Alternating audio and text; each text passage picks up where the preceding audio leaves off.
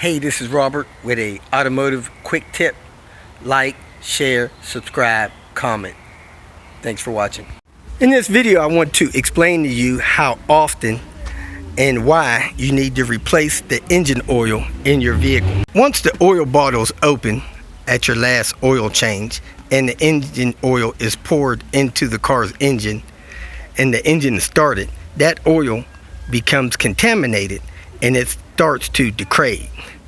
All engine oils come with additives and things in them that help clean and lubricate the inside of the engine.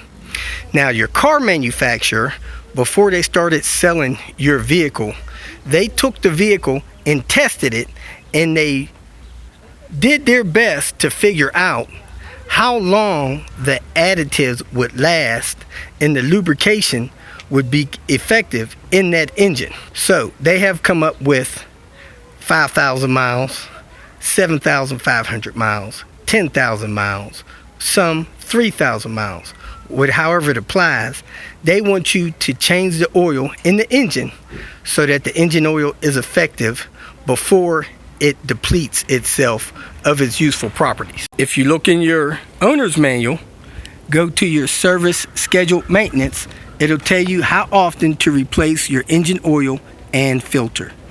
It is highly recommended that you replace your filter every time you replace your oil. Now, in my owner's manual, it has a special notation, a number 3 on there. That means that's for the turbo model cars. So if your car has a turbo and it's the same as mine, they want you to change the oil and filter every 5,000 miles. If your car does not have a turbo, the recommendation is every 10,000 miles. Now, I use full synthetic oil, so I go a little longer than that, but this is one thing that you want to recognize in deciding how often you want to change your oil. Now, your auto manufacturer came to this determination because they tested the engine, tested the oil, and they tested the oil through a laboratory every probably 1,000 miles. Tested over thousands and thousands of miles, maybe hundreds of thousands of miles, and they came to the determination that my car with a turbo, 5,000 miles was a good number. I've seen in some vehicles it's 3,000 miles. I've seen in other vehicles it's 10,000 miles. There's a couple factors that will weigh in on that, but the big thing is your auto manufacturer tested it and came to that conclusion.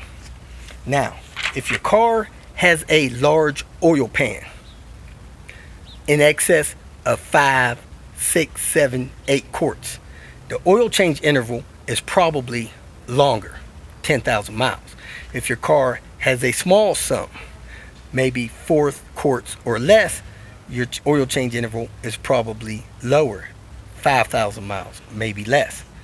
At any rate, you want to change it how often they recommend it, because they've tested the car and they know how long that engine oil should have its good properties and additives in there to keep that engine from seizing up. If you have a newer car, say a car built after 2015, some older than that, but most of them are that age or newer, these cars have what's called oil life monitor system. Basically what that means is that the manufacturer put a sensing system in the car which monitors how you drive the car. If you drive aggressive, you may get a oil change reminder light up in your dash at a more frequent time as someone that drives passive. Let's say, for instance, you have a 2018 Ford Focus and you're an aggressive driver. Your oil change reminder may come on every 5,000 miles. Let's say you have the same vehicle, but you're a passive driver, you don't drive aggressive. That oil change reminder may come on every 8 or 10,000 miles. At any rate, they know that if you're an aggressive driver or a passive driver, it will affect the life longevity of the oil in the car. The bottom line is you want to change the oil in the car however frequently is necessary to make sure that the engine never seizes in the vehicle. Having bad oil with no additives or oil that has been depleted of its properties will cause the engine to wear sooner. Most engines in today's cars will last 200,000-300,000 miles, no problem. If you start skipping oil changes or don't change it as often as you should, that oil will be depleted of its properties and it'll cause engine wear, and you'll find yourself needing an engine replacement. I mentioned earlier that I replaced the oil in my car less frequent than is recommended, and that is because I send oil samples to a laboratory, much like the new car manufacturer did, to test the oil that's coming out of my car, so that laboratory can tell me if the oil is still good. I was changing oil every 5,000 miles. I sent the sample to the lab. The lab told me that the oil life was at 60%. Next time, change it at 8,000 miles instead of 5,000. At 8,000 miles, the oil life still had 40% life left. So they advised me to go 10,000 miles. At 10,000 miles, the oil life had 35% left. They told me to go 12,000 or 13,000. At any rate, I'm only extending my oil change intervals because I'm getting a thumbs up from a laboratory.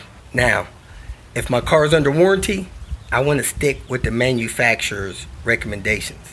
Since my car has 440,000 miles and it's no longer under warranty, I can choose to change the oil however often I see is fit and necessary. So that's the only reason why I extended my oil changes. So if you have any questions, post them below, and remember, keep the oil level topped off.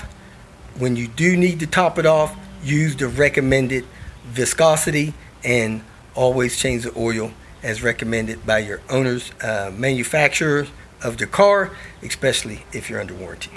Thank you for tuning in to today's lesson. Please tell your friends about this video, share it on your social media site, and have them subscribe to the channel so they can get these great tips and keep their car on the road as well.